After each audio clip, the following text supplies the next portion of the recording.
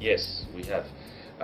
We took on the resources of Eton Institute for a team of our brand new Chinese restaurant in Yuan.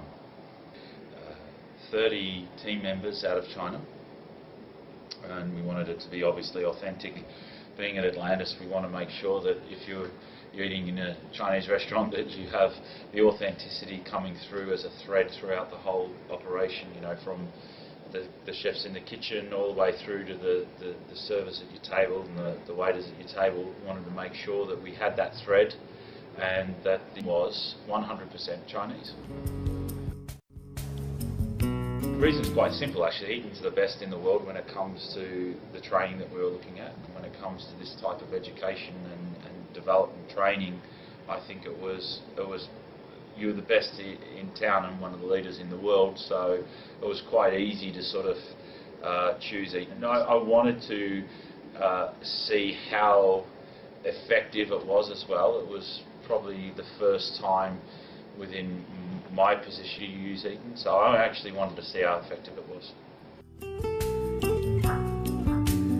Well, there's the full report that comes back to us in regards to the effectiveness from the Institute side to say, you know, that the team members went through all their training sessions and how the improvements from the beginning of the course all the way through to the end, and then an overall wrap-up for each individual. So we see the results in obviously the feedback from our guests and our customers. We can see it's quite an obvious improvement, you know.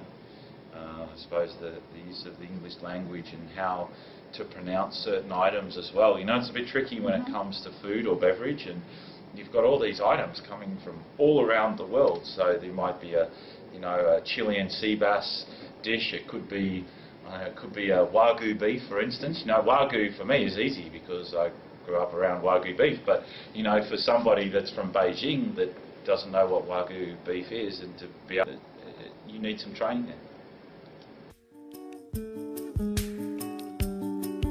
Well, I think the main key objective was to have a level of English language that was helping the team members feel confident in being able to represent the restaurant at the level that it was aimed at, which is, you know, Yuan is one of our signature restaurants, more premier restaurants within our property at Atlantis.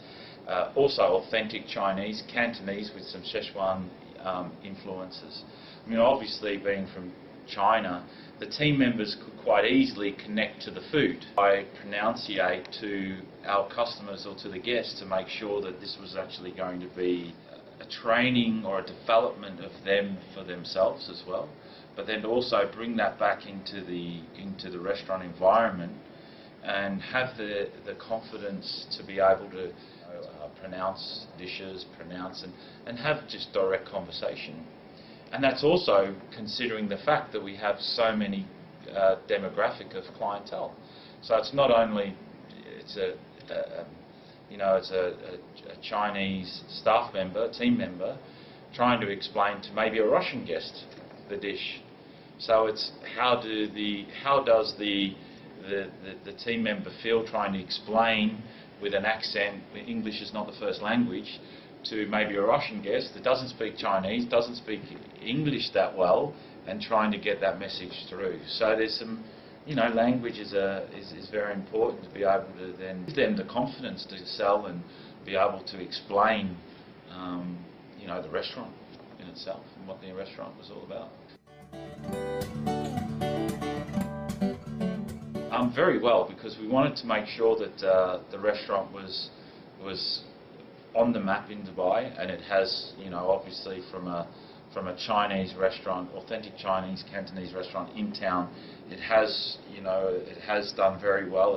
It's had a great start. We've got great customers enjoying it. It's the #1 restaurant within our internal guest satisfaction matrix, and that's on customer guest service and staff courtesy.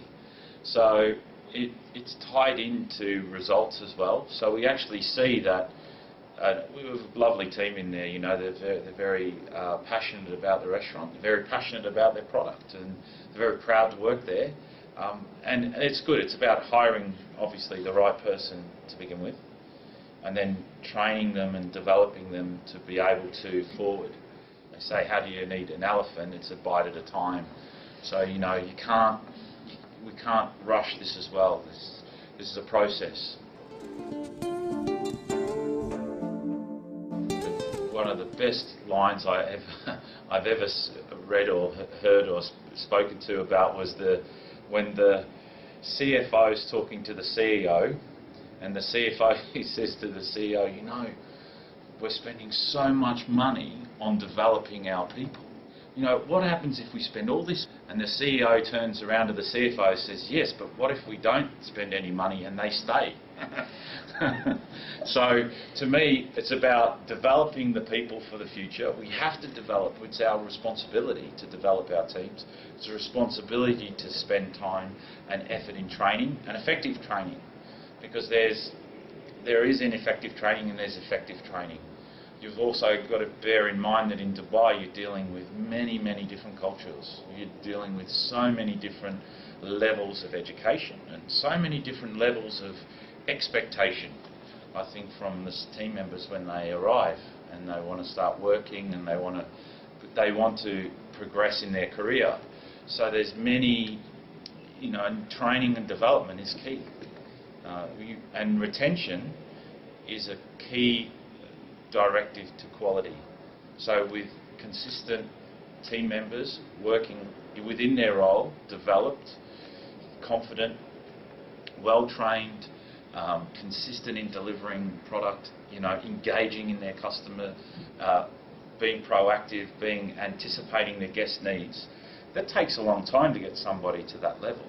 To lose them and to start again, you're not going to be able to drive quality within any organisation if you're constantly doing that all the time.